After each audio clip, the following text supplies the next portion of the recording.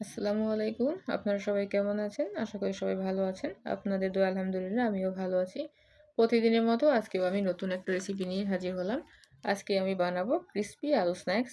এটা খুবই মজাদার। ছোট বড় সকলে এই স্ন্যাক্সটা খুবই পছন্দ করবে। চায়ের সাথে পারফেক্ট একটা নাস্তা। ১০ মিনিটে ঝটপট তৈরি করে নিতে পারবেন আপনারা। তাহলে চলুন পুরো রেসিপিটি আপনাদের সাথে শেয়ার করি।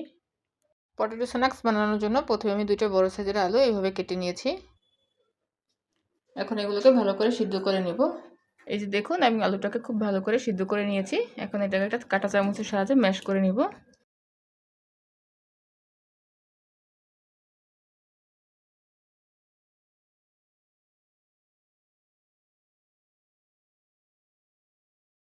এই যে দেখুন আমি এটা খুব ভালো করে ম্যাশ করে নিয়েছি। এখন আমি এক এক করে সব উপকরণগুলো দিয়ে দিব।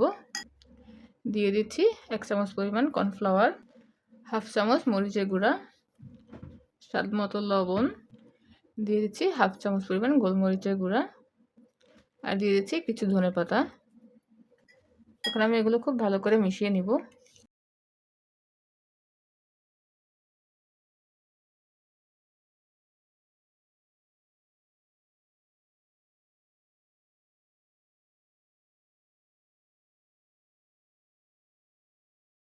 এই যে দেখুন এটা আমি খুব ভালো করে মিশিয়ে নিয়েছি।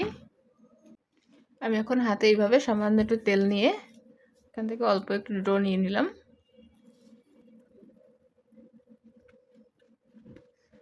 আমি এইভাবে ছোট ছোট বলের আকারে শেপ দিয়ে নিচ্ছি। আমি এখন এইভাবে এক এক করে সবগুলো বানিয়ে নিব। আমি এক এক করে সবগুলো বানিয়ে নিয়েছি। এখন এগুলোকে ভেজে নেব।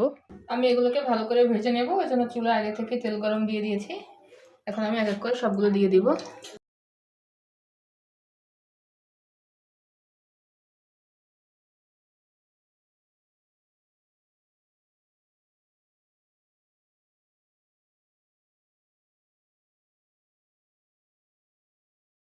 আমার বলগুলো ভালো করে ভাজা হয়ে গেছে। এখন আমি তুলে নিচ্ছি।